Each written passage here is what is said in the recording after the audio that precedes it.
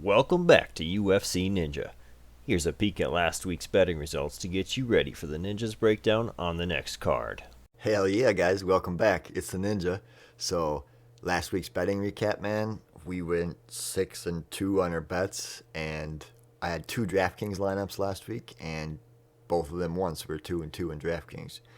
The only bets we missed was Hernandez versus Billy going the distance, and we had Shabazian versus Dalsha under 1.5. We should have just had Shabazian by TKO, but I got greedy and tried to get the 1.5 under. So there you go. We hit the rest of our bets. My producer will put them up on the screen for you. 3 of them were epic parlays at whatever it was, 3 to 5 times our money. So my producer cashed out big, and he had a bunch of other bets that he made throughout the night on the fighters that I picked. And I'm not sure if he put any of them up or not, but he goes betting crazy on what I did, and he made a shit ton of money last week too. So we're up in the whatever it is. We're up the last 5 weeks, some other shit. Since we started the show, my producer is keeping track of the shit on some Excel computer program, whatever you want to call them, and he's got all the records. But we're killing it, and I hope you guys tuned in last week and matched up some of our bets with your own and made some bets and made some money. So let's get into this card here and make some more money, boys. Okay, guys, first up we got Sergey Morozov versus Journey Newson. So Morozov's at a minus 240 right now. Newson's at a plus 200. Newson was a plus 225 yesterday, so I better call my producer here soon and get our bet in on Newson and parlay with Brundage too, because Brundage was odds are going down as well. But, when I look at these guys, checking out their fights, they're both 33 years old. Sergey's got pretty crisp and accurate striking, wants to get the takedown, decently hittable, has a little bit of a slip punch, counter jab, spinning back fist, little feints, so he's got a little bit of everything. Big right hand, left hook, fucking decent takedown defense, and good top control, and he likes to go for takedowns, like I said. And Newson, on the other hand, he's got the BJJ foundation, and he's got some spinning kicks and shit, but he also wants to take down. So it's interesting to see where this fight's going to go. But Newson's a little bit hittable, probably more hittable than Morozov, and got clipped by them 2 left high kicks. Domingo Plarte clipped him with one, and Randy Costa put him out with one. But Newson's smart either way. He's got great cardio, probably a little bit better cardio than Morozov, in my opinion. I think that's going to be something that's important. He's fucking fired up right now on momentum. He's talking to Rogan last time, and he was fucking saying how he's fired up right now, and his willingness to win is 100%. That's also important to me right now. So I think for me, that's kind of the story of the fight, And Sergey, I think, is going to fade a little bit, where Newson's going to continue to keep his work going. So his striking's decent as well. So Newson could put together a few more strikes than Sergey later in the fight. And also in the grappling, Newson's going to hold his own, I think, and potentially outwork Sergey, I guess was what I'm thinking. So I'm going to go with Newson here, guys, in my opinion. I think he's going to come out on top. If you wanted to hedge that, you could do something with Sergey, by TKO in the first round or something. I think that would be pretty reasonable. But these odds are great on Newson, and I see him coming out on top. So if you got any other bets or predictions, good luck to you, boys. All right, next up we got David, the Undertaker, Dvorak versus Manel, Starboy, Kep. Starboy's at a minus 240, and the Undertaker's at a plus 200. So coming into this one, David was on a good run there until he lost his last fight by decision. And Starboy's been a little bit back and forth, but I feel like Starboy's maybe got his game more figured out than Dvorak. I like Dvorak. I've liked him in his fights, going through. He's got a little bit of stand-up, a little bit of ground game, and he just kind of moves forward. He seems more like a regular guy, too. He doesn't necessarily look superhuman or have any, superhuman abilities. Where Cappy, on the other hand, he's got, pretty quick speed, pretty quick reactions and timing, and decent power. So I think Dvorak might struggle in this one because Cappy's got good takedown defense. And Dvorak's not going to be able to maybe get his submission to win it, or his stand-up isn't going to work because Starboy's going to be able to figure out David. Starboy's kickboxing background, his timing, and his education. He's going to be able to figure out David, in my opinion. And after like a round and a half, maybe clip David and put him away with a couple of punches. But I put him away at some point in this fight, early or late, whatever. It's tough to say. I just feel like David's maybe not going to make it into the top 15 because he's good, but he's just like normal human. And some of the people like Starboy's got a little bit of superhuman genetics where he's fast, strong, quick, can take a huge punch and still be fine. It's just something I think Starboy's going to have over him here in this fight. And I think the speed and the technique is where Cappy's going to get him in the stand-up, and he's going to be strong enough, like I said, to keep it on the feet or be able to get to his feet, I'm hoping. So I'm going to go with Starboy in this one, guys. And I don't have any bets, but if I did, I'd take Starboy by TKO. I hedge that with a little tiny bet on the Undertaker money line at that plus 200. But that's all I got for this one. If you got any other thoughts or bets, good luck to you on them. Okay, guys, I'm back here. I took a little break there. Seen it was 4:20, but went and took a break. I came back and I realized it was actually 11:20. So whatever, it's a little bit past that now. Not quite noon, but I'm back either way. And we're gonna break this next fight down. We got Brian the Butcher Battle versus Rinat Gladiator Fakhrizadeh. I don't know how the fuck you say his last name, but I'm not going to look it up. We're going to go with no odds on this one because Bovada or Tapology don't have odds on this shit yet. So that's interesting. Let me find my fucking notes on this. What did I say here? Alright, so, Battle's younger and Rinat's older with their fight career. Rinat's got a 20-2 record. Battle's 8-1 with his pro record. And to me, that's going to be really important right here. Rinat, he fought Andreas Michailidis, who's like a BJJ champ, blah, blah, blah, a few other accolades. But Rinat was able to control him and go through a war with him. And I don't think Brian Battle's ready for that. Brian's pumped up. He's motivated right now. He's on that momentum.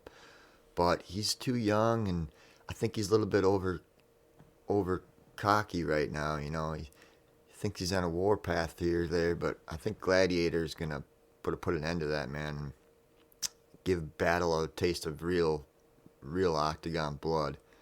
I think this is gonna be a lot different than fighting like Tresean Gore. This is like a Russian souped up version of Tresean Gore.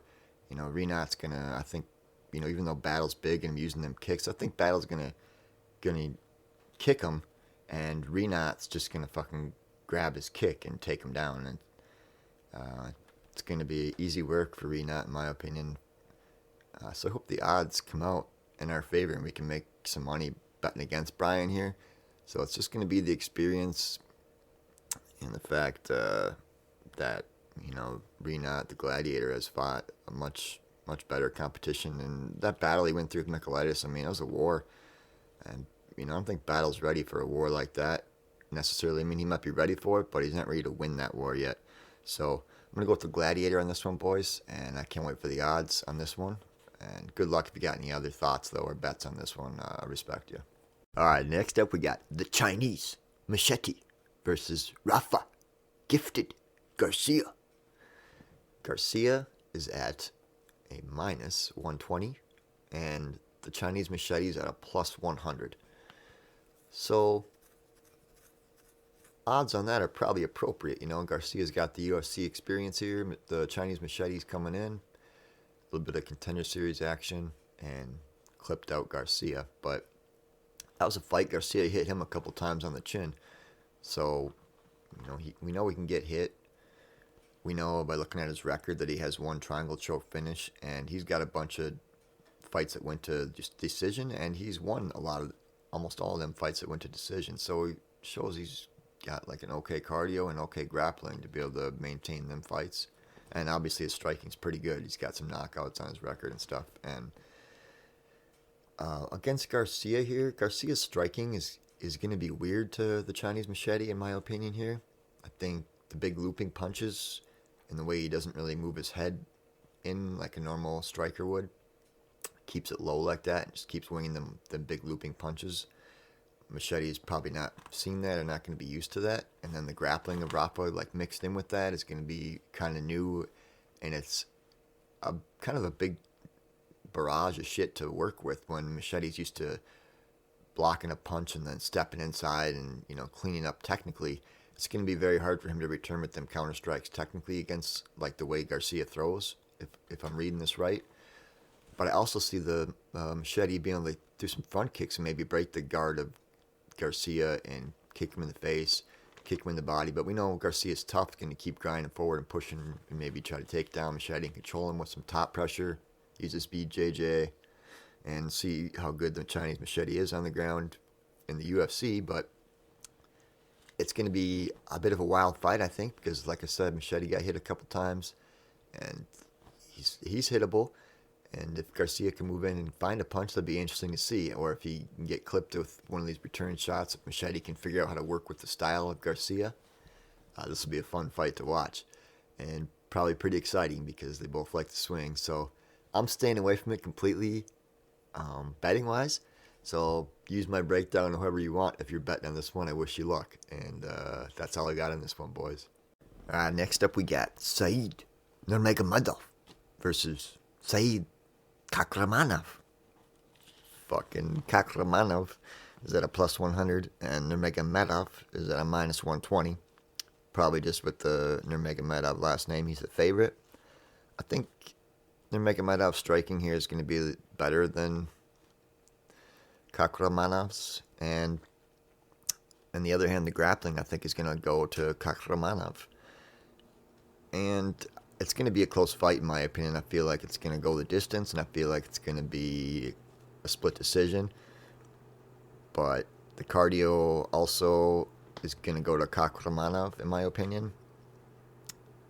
Just going to be really close, though. I'm not feeling strong either way about this fight. I've liked Nurmagomedov here in the past. Kind of one time scared me. He looked like a skeleton at the weigh-ins, but, I mean, he turned out looking good. He got put on his back a little bit against Douglas Silva Andrade there in his last fight. I mean, he did try to finish that dude. Didn't finish him, and then he was pretty tired. But so I don't know how to read this fight necessarily, guys. That's why I'm staying the F the fuck away from it. If you got any other better thoughts or ideas or bets on this one, man, I wish you luck, and I'm just staying the hell away from it. Alright, guys. Next up, we got Julian, the Cuban Missile Crisis, Marquez versus Duran, Little DC, win. Little DC is at plus 135, and the Cuban Missile Crisis is at a minus 165.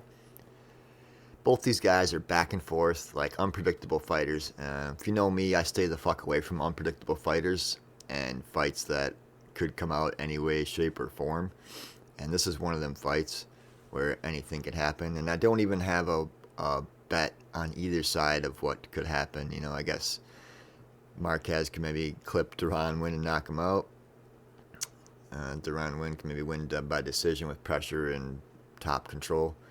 But just a filling fight for me. I don't think anything about this fight at all, man. These guys both are unpredictable and both come in with the same flaws and the same advantages every time. I feel like in every fight they don't do anything different. They don't change, but I know some of their training and stuff has changed, and it just doesn't matter. They're the same people every time, and they're not worth betting any of your money on or even putting any stress on either one of these guys. So I'd stay away from it if I was you, but you do your thing, and it's not even important to break the kicks and punches down in this fight. We know Duran wins like the wrestler. We know Marquez has got huge punches that are predictable when he stands up and stuff, and okay grappling, but give it what you will, boys, and that's all I got on this one. Yeah, next up, they got a pretty nice fight for us, boys. We got Jake, the Celtic Kid Matthews, versus Matt, Semi, the Jedi, Selmsberger. So, the Jedi is a plus 200. Celtic Kid is a minus 240 right now. I'm on the Celtic Kid side here, just outright. Let me see if I got any notes on these fucks. You know, nothing serious for notes on these guys. I do got the fact that I think Matthews could TKO him eventually at some point in this fight. You know, the Jedi's got the same little striking sequences, and they're all pretty inside shots. They don't have a lot of length to them. I think the Celtic could stay clear of most of them and pop him off on his own or get his top control and, you know, beat up Selmsberger, break him down one way or another, finish him, or get Matthews could get the decision or the finish. You know, Matthews got choked out by Sean Brady, that arm triangle, but Brady's something different on the ground. We hear Paul Feather talk about it all the time, you know, like Sean Brady's, he's just different, he's built different, he's different on the ground, you know, obviously his stand-up isn't the same, his ground game is fucking incredible, he's, the way his shoulders are built and his muscle, whatever it is, you know, there's a few different people who said that about Sean Brady, so we know he's really good on the ground, and Matthews put up a little bit of a fight on the ground. I thought he was, you know, doing pretty decent, he just got tired, really. Semi, the Jedi, not really impressed with his ground game overall. It's just, you know, par. He's up to par with it.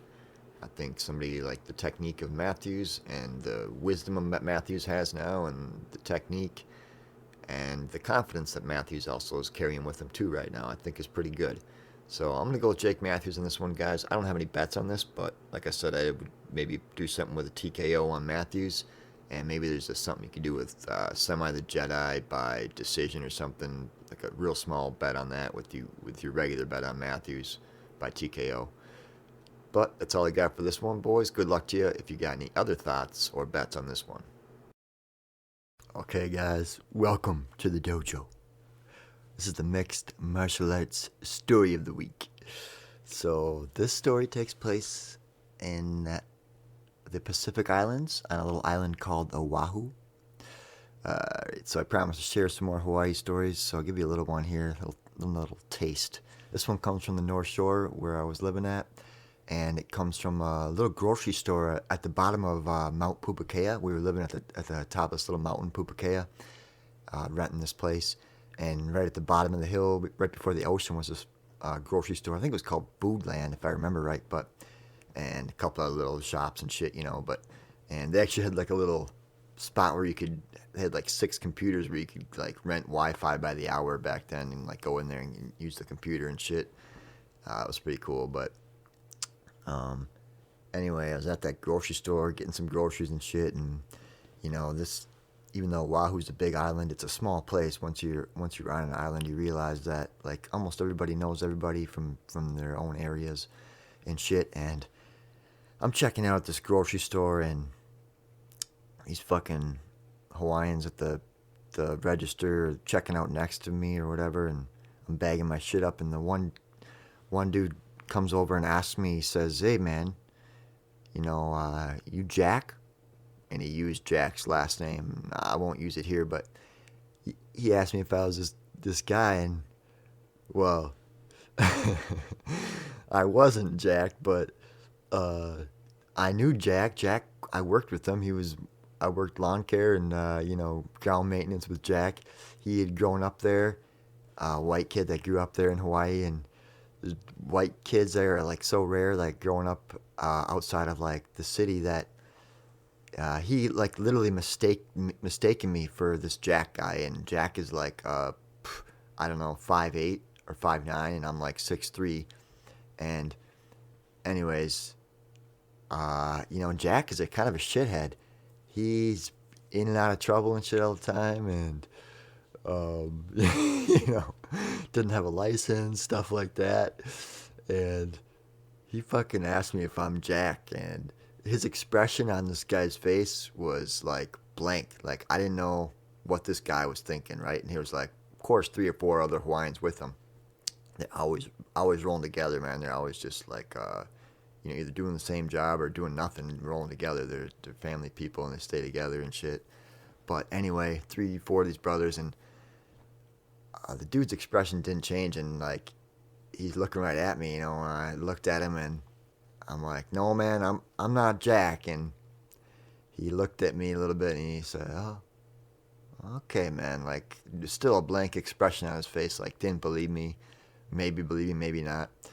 And then I kind of like went to explain myself, I guess, because he's kind of backing out slowly. But I'm like, fuck, man, what are these guys thinking? You know, what did Jack do to him? Or if they really think I'm Jack, what's going to happen to me? I'm like, I'm going to get fucking jumped in the parking lot either way, like, no matter what. You know, these guys don't care. And the cops are all Hawaiians up there, and they're not on my side, that's for sure, you know. But I asked this dude then before he walked away, I said, hey, but I know Jack. I told him, you know, he's my buddy. I said, took the risk of, you know, being Jack's friend and figured out whether I was going to get the beat down or what, you know, or maybe they really were Jack's buddy or something, but they wanted to say hi. But told him, I know Jack, man, like he's my buddy, whatever. I know who Jack is. And he said, oh, okay, man. Like a little more verbal with that to me. A little bit more recognition, like maybe he actually believed me this time, like I was Jack's buddy. And apparently that was cool. Like, still looking me in the eye, and he looked away, like fairly properly. Didn't disrespect me at all, which is pretty huge. You know, they're always trying to disrespect the Holly boy out there. So, you know, those guys left, and I left.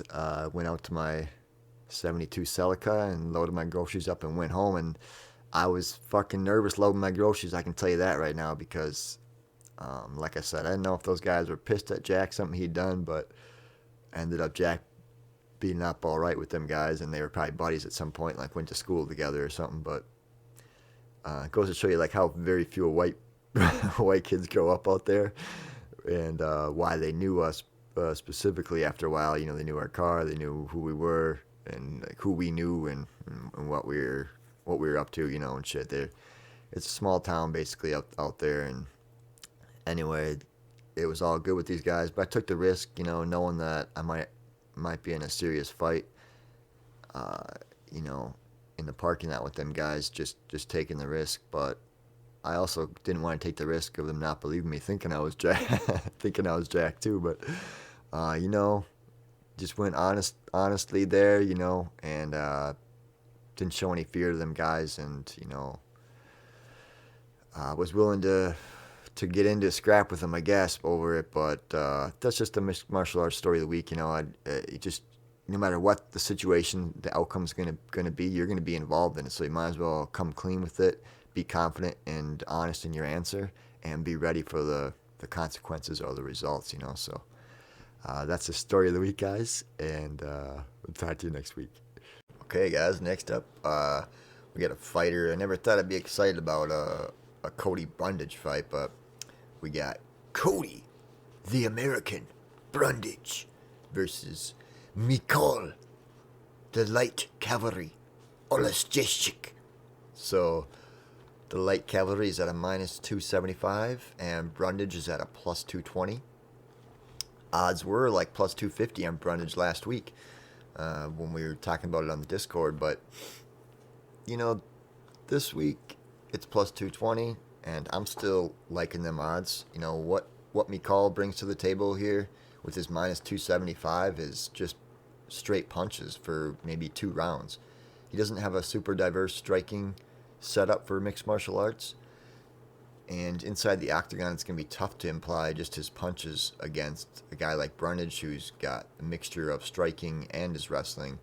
You know, his striking's gotten a lot better. He's learned a lot in training, and he's practiced a lot of that stuff. And like, if you watch any of his interview footage or some of his training footage, really is the important stuff I've seen, and it shows his coaches in there even talking about him in front of the other guys. You know, some of the dudes you see in the background are, what's that one guy's name, kickboxer, but you know, you see his team in the background, and he's using Cody as an example for the rest of the team to get motivated, and you know, why you want to listen and learn and use the techniques in the octagon. And I think if Brundage brings that into this fight against Mikal, that's everything that he needs to beat Mikal. You know, Mikal's weakness is diversity, and that's what Brundage is bringing to the table here. So I don't know why he's such a big underdog, and I feel like we can make some money off Brundage for sure. He's either going to maybe submit him or just get the decision win over Mikal.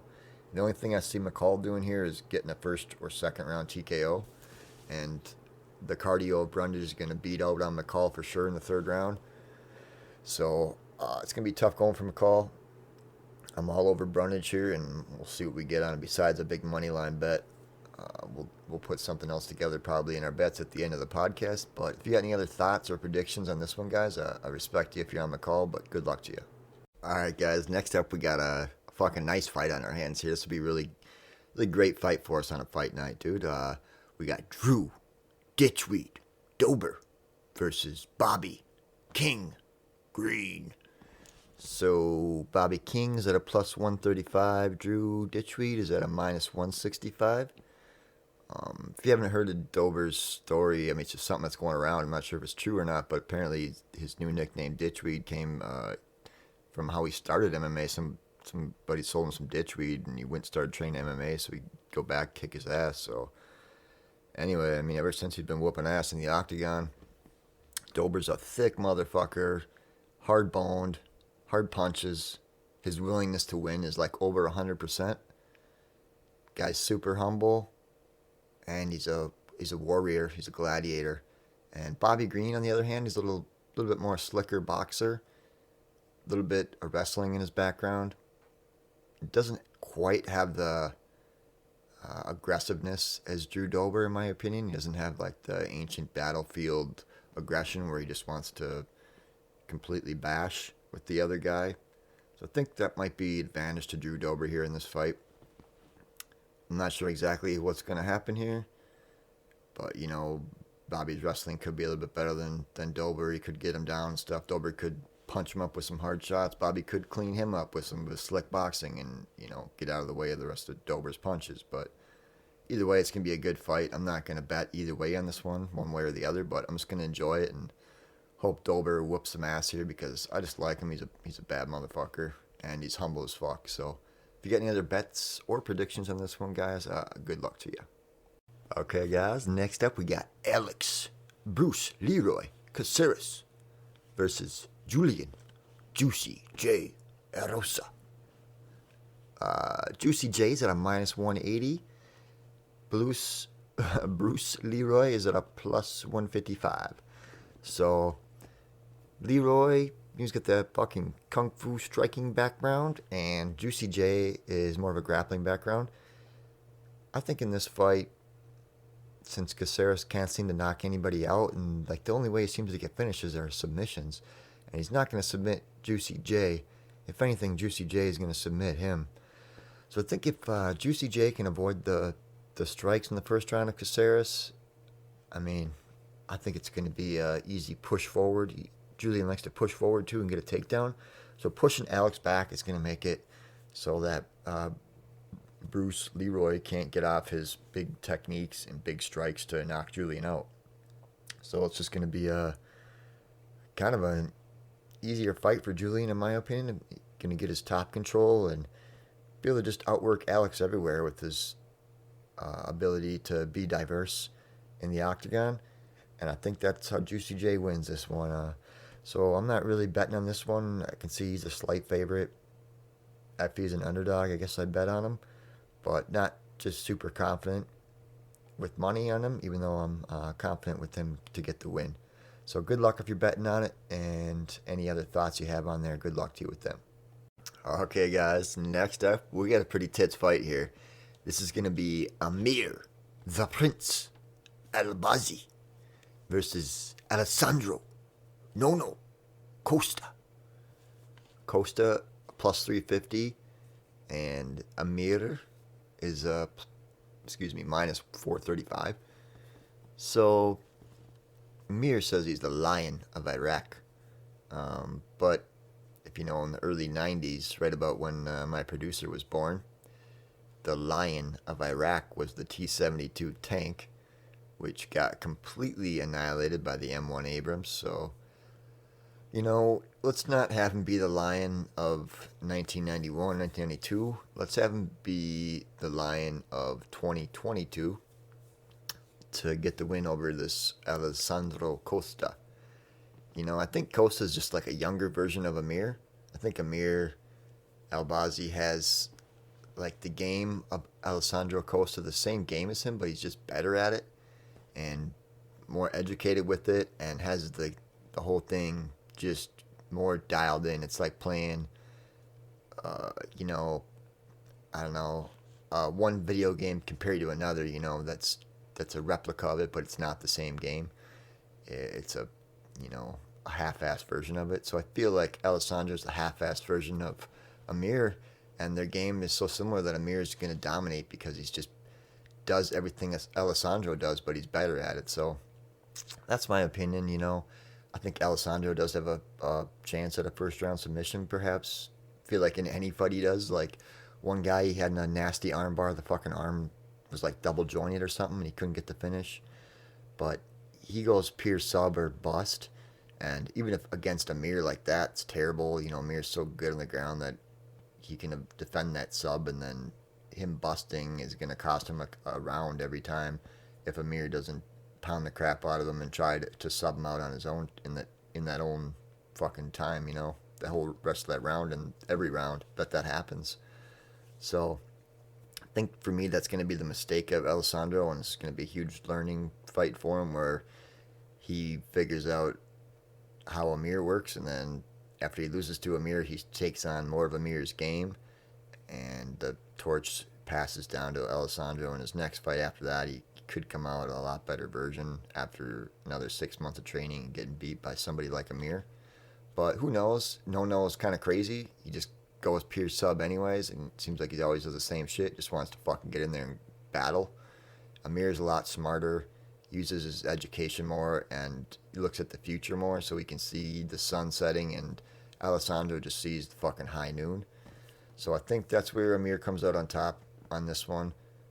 And I'm not going to lay any bets on anything here unless I put some crazy bet on Alessandro by sub in round one. My producer might want to do something like that. But otherwise, good luck to you guys on this fight.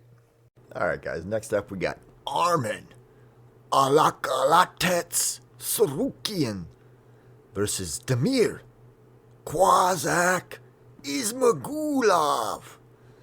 So, coming into this one, the odds on Damir are plus 145 and Arman is at a minus 170. On a regular week, those are fucking pretty good odds in my opinion on this fight. So, looking at the tape on these fools, Damir's got good striking, pretty quick, fast, good cardio.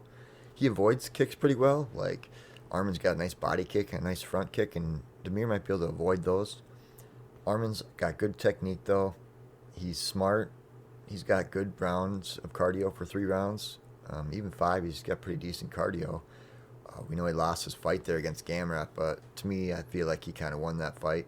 And in his heart, you know, he feels like he won it too, and he put the effort in to show that he wanted to win it. I feel like he won, but it doesn't matter. I don't know any better, but physically, in this fight, I'm going to go with Arman Sarukian, and I feel like he's got a lot of ways to win this with his skill set. So I feel like I'm pretty heavy on Sarukian, and it's probably going to be a money line bet on him for us guys. But if you got any other bets or predictions on this fight, good luck to you.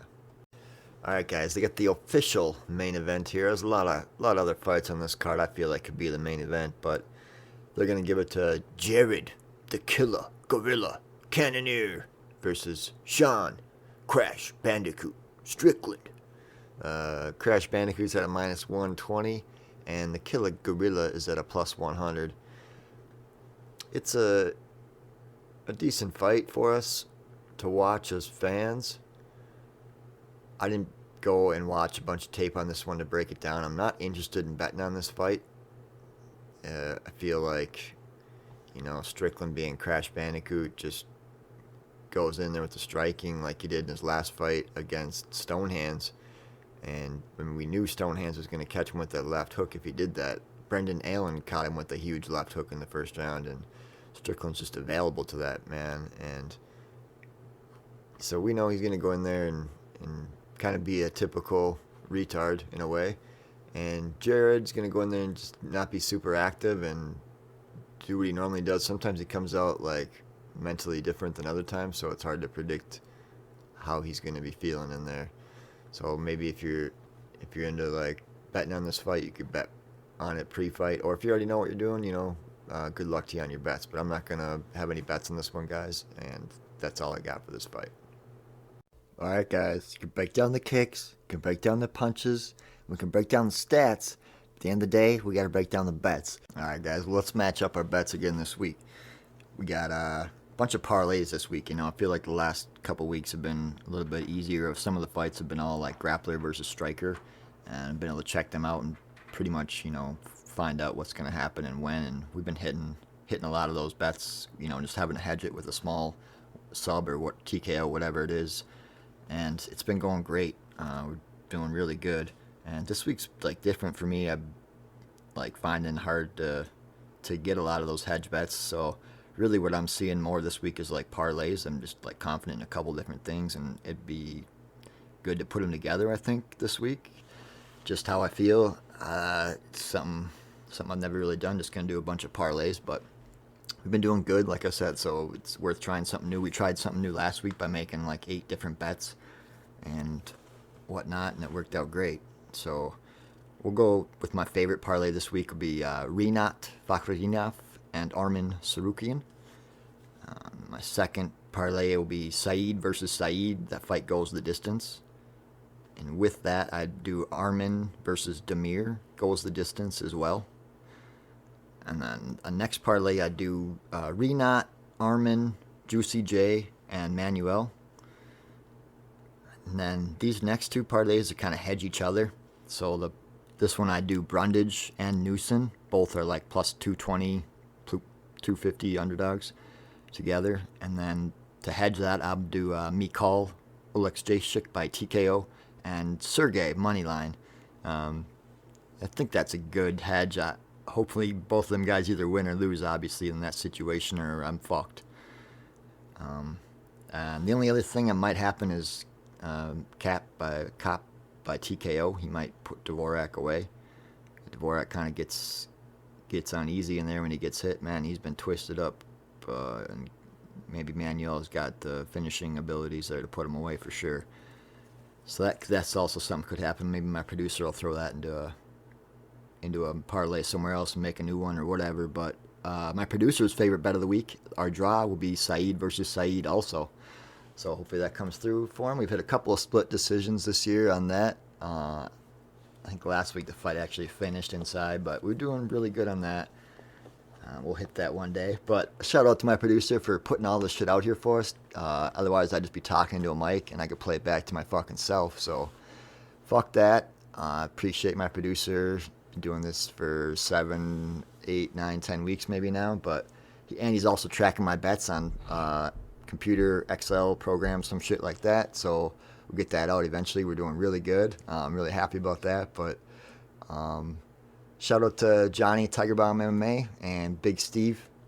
Him and Scrap Cap are beasts. And just seen you had Johnny on, so it's a fucking early Christmas gift, boys. All right, till next week, guys. Life before death. Strength before weakness.